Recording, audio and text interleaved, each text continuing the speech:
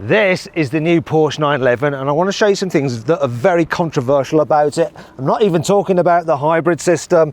So look, gone is the old paddle starter and now you have a normal starter button like every other blooming car, and they've got rid of the analog rev counter. You now have this digital one. Though, do you know what? It's not all bad, because by twiddling this button I can change it to a different look. Have a look at this. You can now have it like a classic Porsche racing car with the rev counter and red line towards the top. Now in this video I'm going to tell you everything you need to know about this new 911. I'm going to talk you around the exterior. Why? Why now? The interior. I'm going to try and explain its technology and how it all works with the help of some VR. I'm also going to compare the performance of the new GTS around a track compared to the old GTS with the help of a Porsche racing driver. That wasn't your finest work there, was it? And of course, I'm going to launch a new car to see how quick it is from 0 to 60 miles an hour. I'm Matt Watson, and you're watching Car Wow. Let's start this video by talking about the design of this facelifted Porsche 911, the 992.2 generation. Now, there's one big change. Can you tell what it is? I'm going to give you a clue. Wait there. So, can you tell what it is? Yeah? Now, the indicators are integrated into the headlights, so that's allowed them to redesign the bumper. Now on this GTS model, you get some more changes as well. You get these fins here at the front, which can open and close depending on whether the brakes or the engine need more cooling or not. I'm not a fan of these really. I prefer the look of the front of the old GTS, but you tell me what you think. Moving down the side, we have new alloy wheel designs. On the Carrera, you get 19s at the front, 20s at the rear. Here on the GTS, you have 20s at the front and 21s at the rear, and the GTS gets center locking nuts like on the GT3 RS. No major changes apart from T-hybrid. It's a big thing. We'll get onto that in a moment. Then moving around the back, you have a new rear bumper design and a new rear diffuser. And on the GTS, loving this, centrally mounted exhaust pipes. They look cool. I much prefer those than the old kind of wider exhaust pipes. They're like on a GT car, aren't they? You also get a new location for the number plate. It's a bit higher up than before. Redesigned rear light bar, and these fins on the back are slightly different than on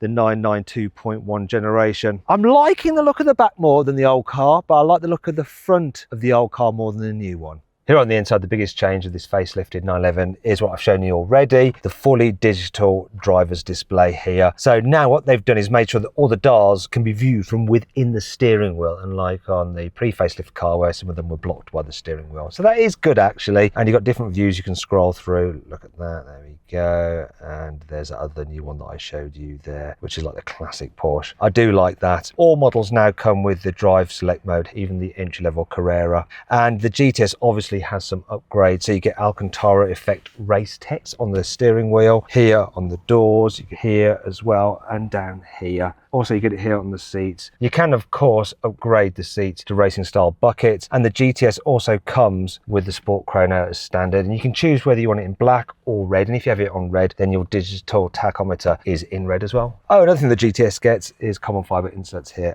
here, and up here. Let's make it feel more expensive. Porsche are launching this new facelifted 911 as this GTS and the entry-level Carrera. Now, there's not so much changed on that car in terms of the performance. You have the same 3-litre flat-six twin turbo. However, they're giving that car the turbochargers from the old GTS because they're slightly larger. There isn't a massive uptick in power though. Now gets 394 horsepower, which is 9 horsepower more than before. Their torque remains the same, 450 Newton meters. What's really interesting though is this car. It's got a completely new engine. It's a 3.6 litre flat-six engine. It's got a wider bore and a longer stroke than the engine in the old GTS. And it's also just got one single turbocharger, but it's electrified. And what it can do is instantly spool up to reduce turbo lag, but it can also recoup energy, put it into a 400-volt battery, which is fast discharge battery, which can then be used to power an e-motor that is in the 8-speed PDK dual clutch automatic gearbox. The result is that this car has 541 horsepower, which is 61 horsepower more than the old 911 GTS, and it has 570 Newton meters of torque, which is 40 Newton meters more than the old car. Problem is, all that kind of technology, the hybrid stuff, does add weight. So this car weighs in at 1,595 kilos for the rear-wheel drive version, which is 50 kilos heavier than the old GTS. GTS. When you go for the 4 GTS, you can add an extra 50 kilograms for that 4-wheel drive system. So what does all this mean in terms of performance? Let's find out. Now let's see how quick this car is from 0 to 60 miles an hour. Porsche says this Carrera 4 GTS will take 3 seconds. It's a reality. I've got my specialist timing gear here. Track is a bit damp. Here we go. Launch. Some wheel spin there. Porsche don't care. 2.96. Now, I have already experienced just how much quicker the new GTS is compared to the old one in a drag race over the standing quarter mile, when I raced one with the help of ex-Formula 1 driver Mark Webber. Now, if you want to see that video, just click on the pop-out banner appearing in the top right-hand corner of the screen, or follow the QR code on the screen now. But the question is, what is the difference between the two cars if you put some corners into the equation? So to compare the new GTS against the old one on track, I need the help of another racing driver. Right, I'm in the car with Jörg Bergmeister. It's a little bit damp, but you've got the skills, right? I hope so. It sounds quick, doesn't it, his name? Jörg Bergmeister. But what does it mean when you translate it in German? Mountain master. Mountain master. I mean, you had to be a racing driver, didn't you? We're going to do a launch start and we'll see what the difference is.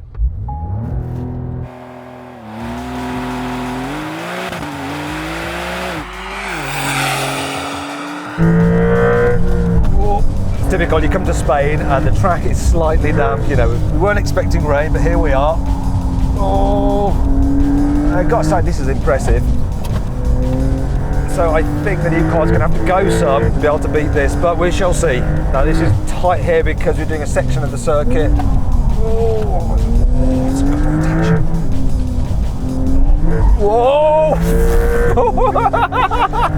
I think we've got the carbon ceramics on this car. Oh, nice.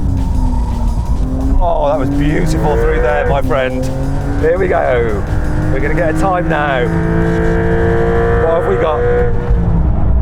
1:19.93. You happy with that? Yeah. Okay, good. We need to point some things out, right? This is the 4-wheel drive. The old car was 2-wheel drive. Only one we had here, so tire-wise, on the new model, I think we put a bit more emphasis on dry handling, as it's wet now. Okay. That shouldn't help too much, at least. Right, so you think that's going to help even things up and the weight, but then you've got the added traction from the front axle. We are making some excuses here, but let's find out what the result is. Active. Oh. Engage the gear. Even the pros can f*** it up. Look at that. Good morning.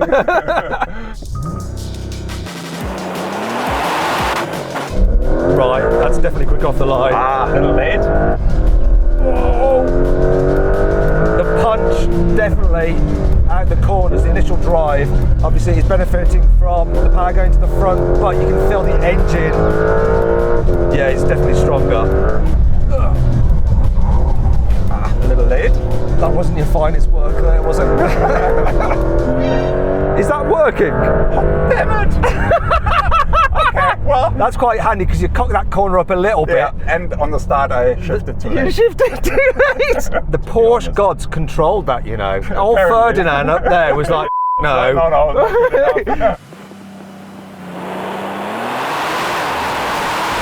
So good off the line.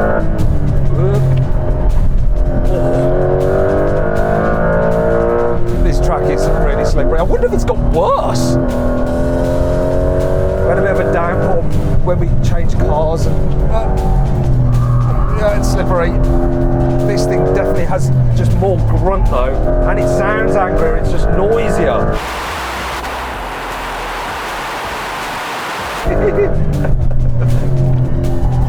That was nice through there. Here we go. 1:19.93 to beat. What's it gonna do? We're coming round now. What's quicker? Is it quicker? There we go. 1:18.53. That's quite a bit quicker, really, don't you think? Yeah. What proportion of that you put down to the 4-wheel drive system? 3/4. At least a second is down to the engine performance. Yeah, I would say so. Wow. So the new car is quicker than the old one, but let's find out exactly how it is quicker, and let's do that as quickly as possible. The new 911 GTS's hybrid system is all very complex, and so to explain it to you exactly how it works, I've got Matthias Hofstetter, so he's the director of powertrain at Porsche. What we're going to do is make it a bit of a challenge, and that's why we're wearing these special VR headsets. I'm going to get Matthias to try and explain how the system works in the same time Jörg took to go round the lap. So 1 minute 18 seconds. And we'll see if you're as quick at explaining as Jörg is at driving. Here we have a virtual version of the new GTS in front of us. Now, this hybrid system, it reduces emissions compared to the old car, but it's not just about that, is it? The emissions is of course less, but we have much more power in the car with our new hybrid system. Okay then, so let's remove the bodywork so we can see all the components. I'm going to count you in. Ready? I'm going to time you. You've got 1 minute 18 seconds. 3, 2, 1, go. Okay, in the front you see our high voltage battery.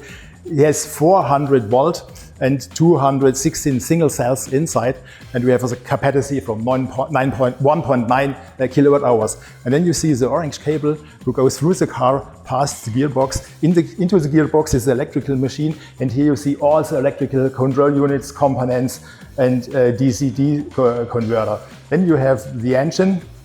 Complete new development engine, 3.6 liter, 6-cylinder boxer. And on the right side, you see a single turbocharger, and this is our hero. It's a name giver. It's a name giver of the T-hybrid. And you see this turbocharger has also an electrical machine between the compressor and the turbine. And with this machine, we can also, when we boost it with 20 kilowatt, the speed rise up very, very fast. And at the same time, we can brake the shaft. And so with this braking energy, we can recuperate to refill the battery or to put all the power into our electrical machine, and so we get much more power for the whole car. Do you know what? You did it quicker than Jörg did a lap time, so well done. Basically, it somehow makes the car more efficient and yet more powerful. As you can see, Porsche is very keen to talk about how the hybrid system is all about performance. But the reality is, new emissions regulations mean that they can no longer call the catalytic converters by running the engine rich. So now they use the electric turbo to slow down the hot exhaust gases and recoup this energy as electricity and use it for more performance. It's clever. However, what's clever, and has always been clever about the 911, is that it's always been the practical sports car. Here in the front you have decent door bins for a sports car. Look, you can even squeeze a large bottle in there like that. Cup holder here on the center console. There is another one, look, if you go all the way over there for the passenger. The glove box is a reasonable size. That one's full of stuff. There's not much space under the armrest. That's where you keep your mobile phone. More on that in a bit. But the great thing about the 911 has always been the fact that it has some occasional rear seats. As standard, the car comes just as a two-seater. You have to select that you want the rear seats. It's a no-cost option, but there is a chance you might forget to do that, and then you might regret it. Actually, I'm regretting this. I think this is smaller in the back than my old 996. You can fit children back here, and there's ISOFIX just there. Can you see that? ISOFIX anchor points. You're not going to be able to fit a bulky rear facing seat here in the back, just booster seats. Here in the front though, look, there is ISOFIX on the front passenger seat there. Can I even travel in the back of this car? Can you get in the front and see if I just got the seat? Oh, there we go. See if you could sit and drive now. Yeah, I guess it's fine. I'm not so sure that I'm fine. Having to go side saddle and it's not good. I mean, what am I supposed to do with my legs? Believe it or not, I think I'd be happier travelling in the front boot of this car because it really is quite useful, this fruit on the 911. Still, overall, I don't think that the 911 is as practical as the new Mercedes AMG GT. And if you want to see my full in-depth video review of that car, follow the QR code appearing on the screen now. Alternatively, click on the pop-out banner up there. Anyway, that brings us on to 5 annoying things about this car. As we saw earlier, sometimes there can be confusion with the lap timer function on this car. If it's doing it via GPS and then you try and stop or start it using the button there or on the steering wheel, it gets a bit confused and doesn't stop your lap. To be fair, on Porsche, they got straight onto the phone to head office, decided to look into that. Maybe in future they'll fix that. All these sensors here for the safety systems and active cruise control just look hideous. I'm sure Porsche could have covered them up a bit or integrated them better. Also, this is the first time ever in my entire life I've ever been able to find a fake vent on a Porsche. Look, is that supposed to be a vent? It's just Why? Why now? You used to be able to get the GTS version of the 911 as a manual. Not anymore, you can't. Because of the hybrid system, it is only available as an auto. The hybrid tech does not come for cheap. You see, this new GTS costs from £133,000, which is almost £11,000 more than the old car. If you want the four-wheel drive version like this, it's almost £140,000. And that's before options. The car's hybrid system emits a high-pitched whining sound under certain circumstances. Now, I actually can't hear it. You see, as you get older, your sense of hearing drops off. You can't hear such high frequencies, but Adam, who's under 30, can hear it. Now, it appears that it only happens when the car is sort of coasting and you apply a bit of throttle, and the throttle isn't being used to actually power the car forward because it doesn't need it, but instead it's putting energy into the battery. When that line goes green and I'm actually accelerating, Can hear it. there, yeah, you can. So odd, doesn't matter probably for most Porsche buyers because you're going to be like over 40 anyway and you won't be able to hear it, but younger people can. It's not all negative though. Here's 5 good things about this car. There's a new axle lift system available as a £2,000 option. It's not fitted to my car, but this Cabriolet has it, and you can raise and lower the nose much quicker than the axle lift system you got on the old 911. Watch this. Up. Down. See these little vents here? Those are special cooling vents for your mobile phone. So when you're wirelessly charging it and it gets a little bit hot, it'll actually blow cold air over the back of your phone so it doesn't overheat. Now, if you spec the carbon ceramic brakes on the GTS, you get the ones from the Turbo S, which means 1, 2, 3, 4, 5, then 5 on the other side, 10 piston calipers at the front, gripping a 420mm disc, and then 4 piston calipers at the back with a 410mm disc. Also, what's really good about the GTS, regardless of whether you go for the carbon ceramics, which by the way cost £9,000, is that there's no brake blending. So you don't have any regen braking at all on the brake pedal. You do have some recuperation through the motor in the gearbox when you lift off the throttle, but the advantage of not having it through the brake pedal means that the brakes feel perfectly natural, like you want from a 911. Adaptive dampers are standard, and the GTS sits 10mm low to the ground in the standard Carrera with stiffer springs and retuned dampers and anti-roll bars. Plus, it gets Porsche torque vectoring, so a continuously variable limited slip differential on the rear axle, plus rear axle steering, so it'll turn the rear wheels in the same directions as the front at high speeds to make the car feel more agile and stable, but it also turns them in the opposite direction at low speeds to make the car more maneuverable. Now, you're going to be able to order the new GTS with Porsche's dynamic chassis control, and that's basically active anti-roll bars that can alter the stiffness of the anti-roll bar mid-corner to improve the handling and keep the car nice and flat through the bends. And it uses that high voltage battery from the hybrid system to power the anti-roll bars so that they can respond like that. You can get new HD matrix headlamps as an option, and they have 32,000 individual pixels, so they can like blank out their beam really accurately so you don't dazzle oncoming drivers, and they can even project the actual outline of the car on the road ahead of you so you know exactly whether you're going to fit through a gap or not. And the best bit about them, they can illuminate the road up to 600 meters ahead of you. I want them. Let's have a listen to the cold start on this new T-hybrid engine.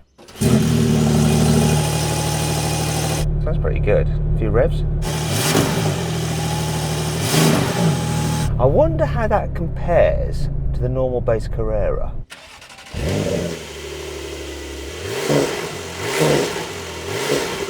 Yeah, I definitely prefer the sound of the warm-up on this engine. Right, let's have a little blast of this car on track myself. Oh, I mean, you really notice that, the throttle response that you have from this car, it's so good.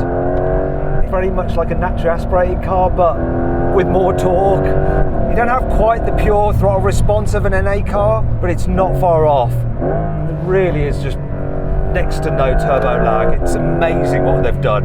I love the way they've done it, like it's about emissions, sort of, kind of. No, it's not, it's about performance. And someone like me really isn't noticing the weight penalty of this. You know, for that extra power, that 50 kilos is, yeah, I'll take it. And it loves to rev. Redline at 7.5, and it rips out.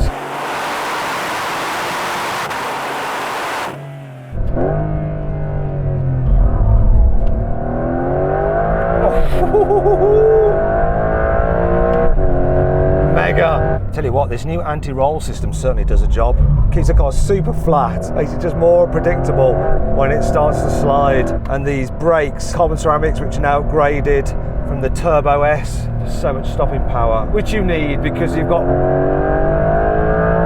all of that extra performance. The only thing that I really want to know is what the heck are they going to do with the Turbo S? It's just going to be madness. The truth is that actually very few people will drive their cars on track. And you could say the new GTS is almost too fast for the road. When you get out on a twisty road, obviously you can't push it like you can on a track. Look there, the speed camera warning sign. And the fun road is no more.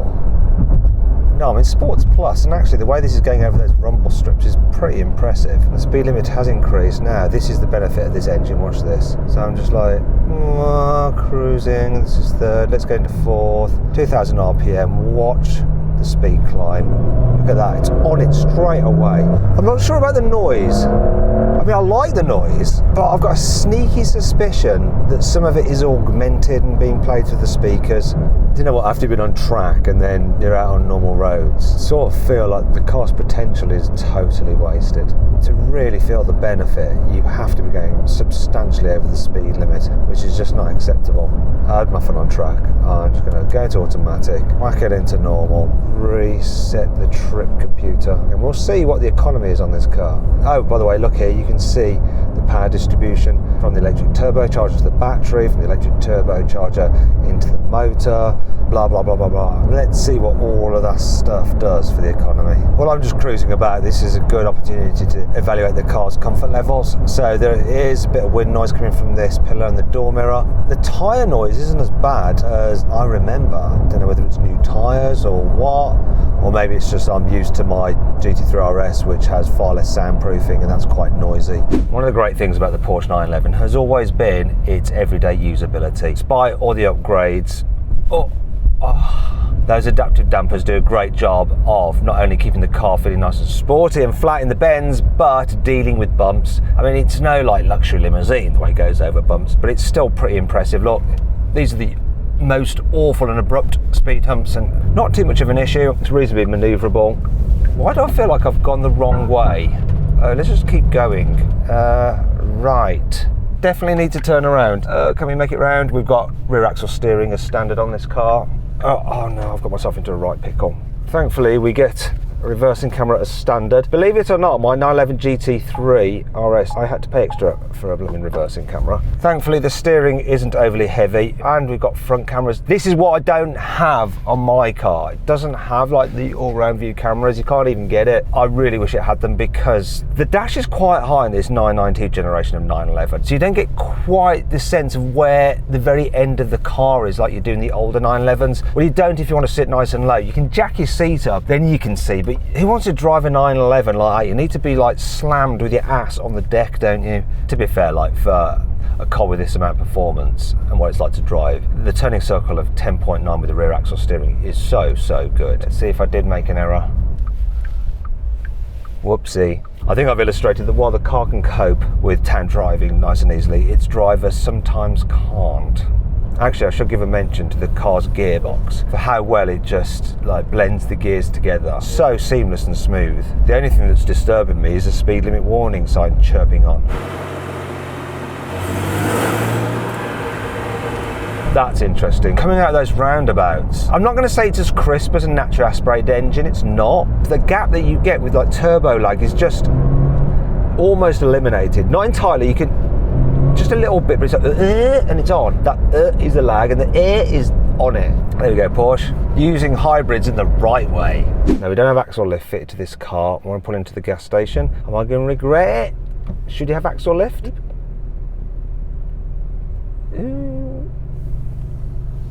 It made it. I actually thought it wouldn't make that. That's why I went and tested it. A few moments later. I've just realised I have to go down the slope to get out, and it's a different exit, and this looks worse. Is going down going to be a bad thing?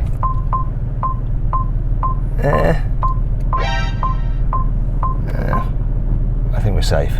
What was that like? That was extremely close on this lip here. Get yourself the axle lift for sure, right? You're just gonna have to get it. Right, let's see the trick computer. We've done 76.9 kilometers, average of 9.3 litres per 100 kilometers, 30.37 miles to the gallon from a car with 541 horsepower that can go from 0 to 60 in just under 3 seconds, as we've seen today. Hybrid for the win. And it's not even a plug-in hybrid.